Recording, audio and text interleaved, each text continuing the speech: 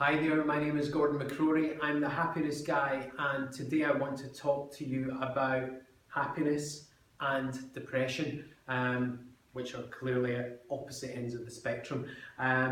So I wanted to start with with a story about a kind of boy that I bumped into kind of recently. Just a young guy, he's probably about 20, and I've been going to a place that he works for a number of months now.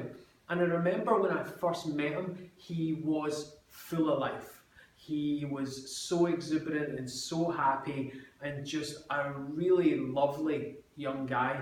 And he works in a hotel chain, and he works really unsociable hours. And I thought at the time he was so free. And of course, whenever we go and work for an organisation, I think that kind of moulds us and it shapes us. I thought at the time, and I remember thinking really clearly, I hope that him working here doesn't squeeze the life out of him, doesn't change who he is, because I thought that the version of him that he was great. Well, anyway, I bumped into him kind of really recently and asked him how he was, and he's really flat now. That's basically the thing. He's really flat.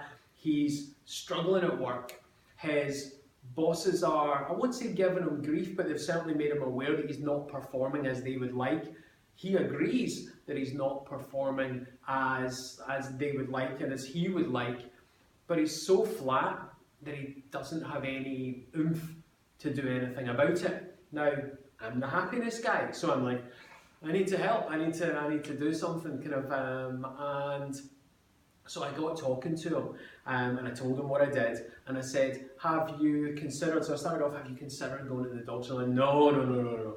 I'm not going to go to the doctors. I don't want any of that because it's a label, I guess. He says that he thinks he's a bit depressed. He told me that this happens I wouldn't say seasonally, but the same thing happened to him about a year ago.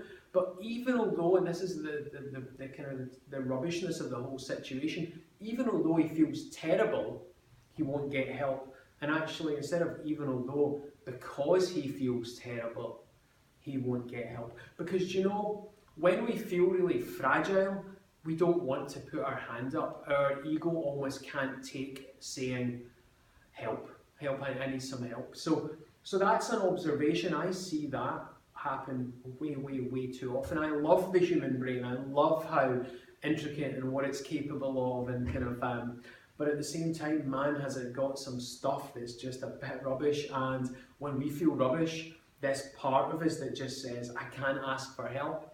I wish we could do something about that. So that was kind of the story. That was what was happening. I said to him, "Well, what are you going to do?" And he's like, "Well, what I'm going to do is I'm going to get to the weekend and I'll be paid, and I'll go out and I'll pull a hottie."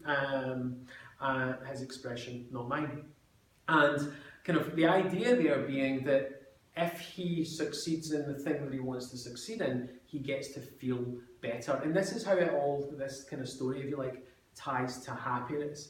Because if he didn't do that, I said, well, what if not that as well? I'll go out and I'll get drunk, and then hopefully still I'll pull a hottie. Again, another way to change his state. So what he's learned, what he knows, he's got ways that he can make himself feel better. Sex would be one of them. Alcohol would be another one of them. There's state changes. There are things that he just inherently knows that if he goes and does that, he'll feel better.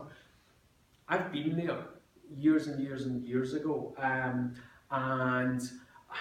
what happens is that form of feeling better, that form of happiness, that form of no longer feeling depressed, it's hedonic. It's a one-off hit. We're like lab rats when we get to that point. We just need a hit of something, and it might be chocolate, it might be alcohol, it might be sex, it might be drugs. It could be a whole bunch of different things, but they're so short-lived. These hedonic grasping, for some it's shopping actually, but this grasping at little morsels of happiness is, if that's all we've got, it's a cheap imitation for where happiness really lies, and that's that's not hedonic, that's eudonic. I always struggle to pronounce that, but it's this underlying state of happiness. We're just happy, and certain things give us that underlying state, but it's never these short-term fixes. It's never the kind of chocolate or the drugs or the kind of alcohol or the cakes or kind of whatever. It's never them. It's never them. Primarily it's going to be feeling safe and secure. It's having really close friends. It's kind of interactions with our friends and really enjoying that time in that company. It's never playing on Facebook. That's not going to make us happy. That sounds terrible. Sorry, Facebook. There are certain things that give us an underlying happiness that's really powerful and lifts us up, and it's our baseline state. And there's all these other things that are poor substitutes. So if you are struggling and if you are needing a little bit of help, know that it's really normal. Know that it's not just you. It's the human condition. It's a really cruel kind of twist of nature that when we feel rubbish, we don't want to ask for help, but that's when we really should. Let the ego go. It's not worth feeling bad for kind of another. You can't fix it. I mean, I should have mentioned this. We think we should be able to fix it ourselves. We're dealing with the human brain. It's the most complicated thing we're aware of in the universe. And yet we think we could fix it ourselves. But we can't. The evidence is that we can't. So don't try to. Kind of reach out to a friend. There's a cracking place to start. And tell them how you're feeling and see if that helps. And I hope this video has been in some way useful. Sorry for rambling on, as sometimes is my way, but yeah, much love. I'm the Happiness Guy, and have a good day. Take care. Bye-bye.